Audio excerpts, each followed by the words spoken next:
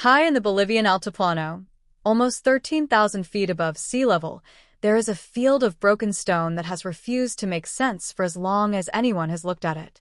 Not weathered ruins in the way you picture ruins. Not a tumbled pile of rough blocks slowly losing their shape to wind and time. Something colder than that.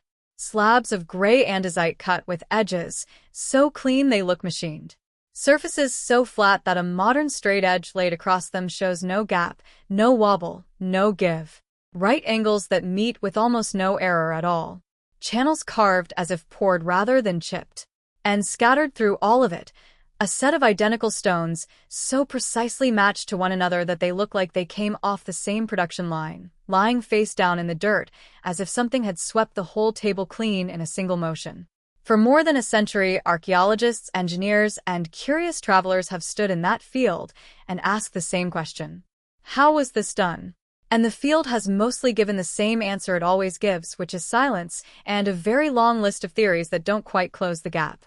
This is Puma Punku, and by the time this video is over, you're going to understand why serious researchers, not conspiracy channels, not ancient astronaut theorists, but working archaeologists and structural engineers, still argue about this place more than 100 years after it was first properly surveyed.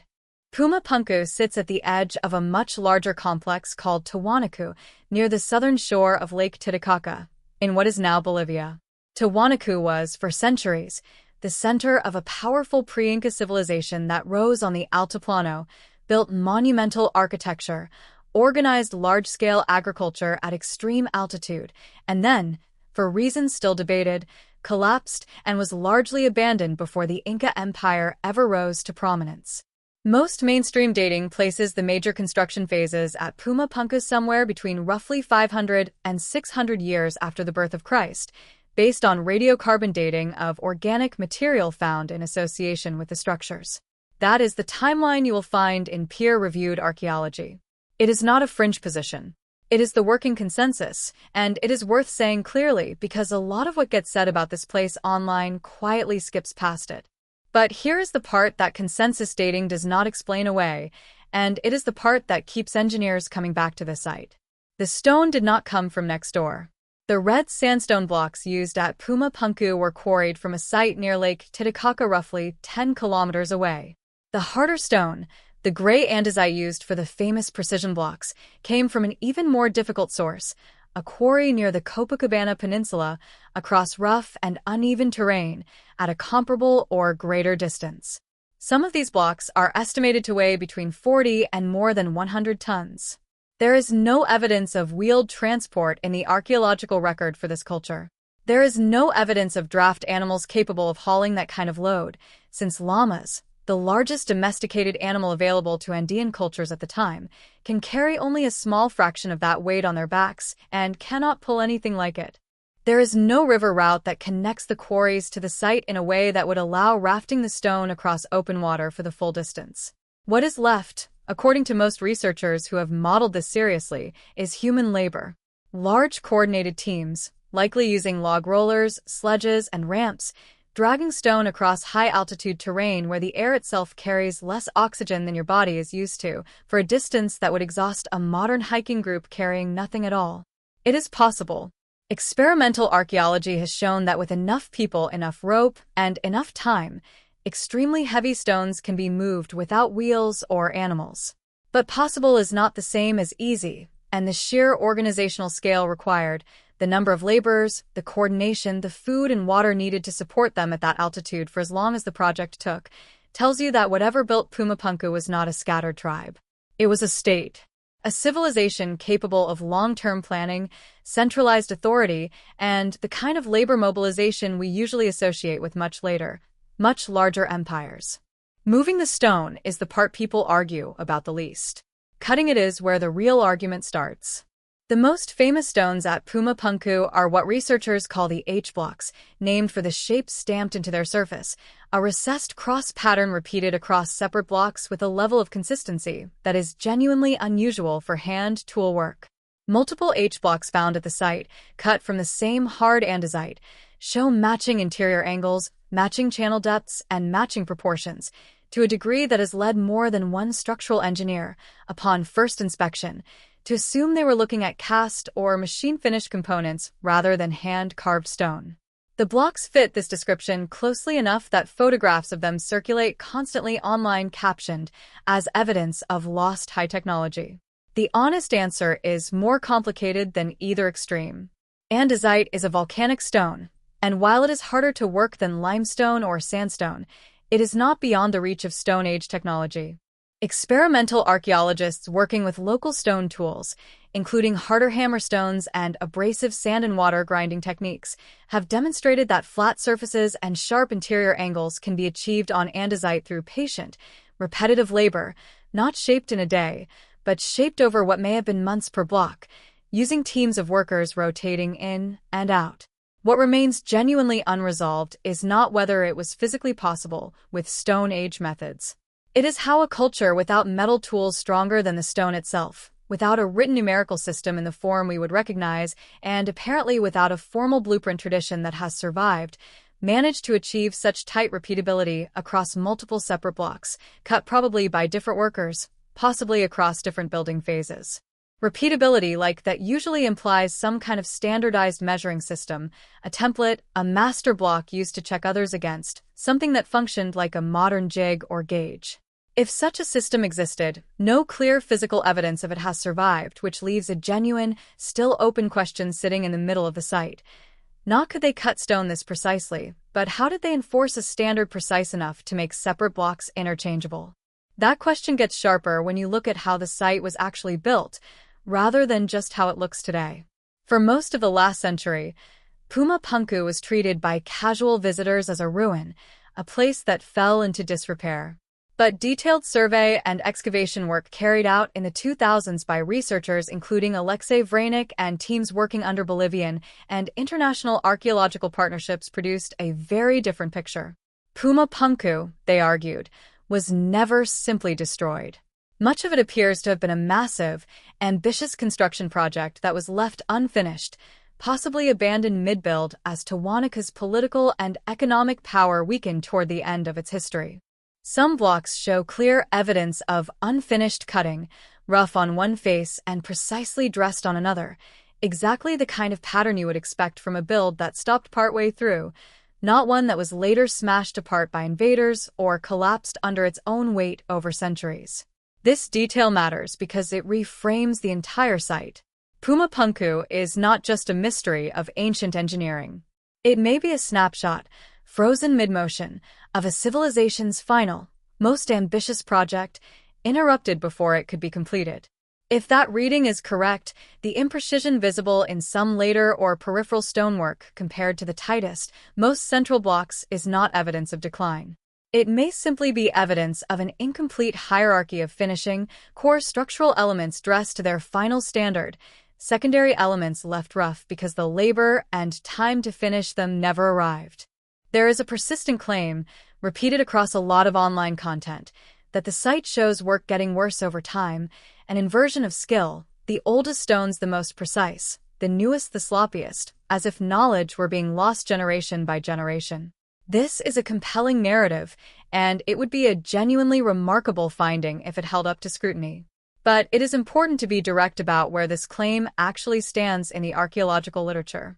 It is not a documented, peer-reviewed conclusion from controlled excavation and dating work. It largely traces back to speculative interpretation, popularized heavily by the early 20th century researcher Arthur Poznański, whose astronomical dating of Puma Punku, based on the alignment of certain structures with solstice points and an estimate of how much the Earth's axial tilt has shifted since construction, pushed the site's age back to somewhere between 10 and 17,000 years.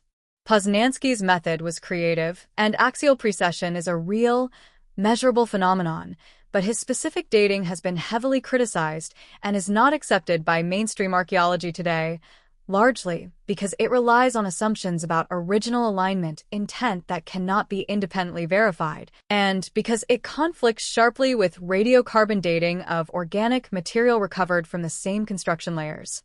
That does not mean every question Poznański raised was worthless. It means his conclusions, particularly the extreme age estimate, sit outside the current evidentiary consensus, and any script or documentary that repeats them as settled fact is skipping past a real, substantive scientific disagreement to tell a cleaner story. So what is actually left once you set aside the extreme age claims and the lost civilization dramatics? Quite a lot, honestly. Enough that you don't need to invent anything to find this place unsettling. You are left with a civilization operating at an altitude where modern visitors need days to acclimatize, organizing labor forces large enough to move stones weighing as much as a loaded truck across kilometers of open terrain, without the wheel, without draft animals capable of pulling that load, and apparently without a river route for the majority of the distance. You are left with hard volcanic stone, andesite, cut into interlocking, matched components with a level of geometric consistency that modern engineers, on first inspection, frequently mistake for machine work, achieved with tools we believe were limited to stone, bone, and possibly primitive bronze, alongside patient abrasive techniques using sand and water. You are left with a construction site that appears to have been interrupted mid-build, a half-finished monument to a state that was, by the time work stopped, likely already unraveling under drought, political fragmentation, and the slow collapse that eventually ended Tiwanaku's dominance of the Altiplano entirely, sometime around the 11th century. And you are left with genuinely open technical questions that have not been fully answered by experimental archaeology, chiefly how a labor force without a written blueprint tradition in the form we recognize managed to enforce block-to-block precision tight enough to make separately carved stones functionally interchangeable. None of that requires ancient aliens. None of it requires a lost global hypercivilization erased from history. What it requires is something almost more interesting, which is a willingness to sit with the fact that pre-industrial human societies, working without metal stronger than the stone they cut, without wheels, without draft animals suited to the task, were nonetheless capable of engineering feats that we, standing in front of them with all our modern tools, still cannot fully reverse engineer the method for. That is not a failure of ancient people. It is a failure of the historical record, a gap in what survived, what was written down, what was passed on, and what was lost when Tiwanaku's political structure came apart and the specific craft knowledge held by its master stoneworkers had nowhere left to go. In recent years, the tools available to study this site have genuinely changed, and this part is not speculation.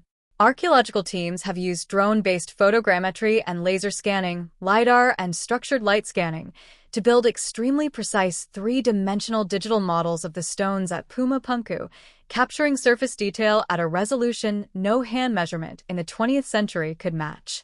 This kind of digital survey work, some of it published, some of it ongoing through partnerships between Bolivian institutions and international universities, has allowed researchers to compare block dimensions with a precision that simply was not available to Poznański or to the early 20th century surveyors who first tried to map this site by hand. It is this kind of modern measurement, not mysticism, that has driven the most credible recent progress in understanding how the H-blocks were likely produced, by revealing subtle tool marks, minute deviations, and construction sequencing that support the unfinished construction site theory over the sudden catastrophe theory. Machine learning and computational modeling are increasingly being applied to large archaeological datasets across many sites worldwide, not to invent mystical conclusions, but to do the unglamorous work of cross-referencing thousands of measurements faster than any research team could by hand, flagging patterns worth a human specialist's attention. That is a real and exciting frontier in archaeology.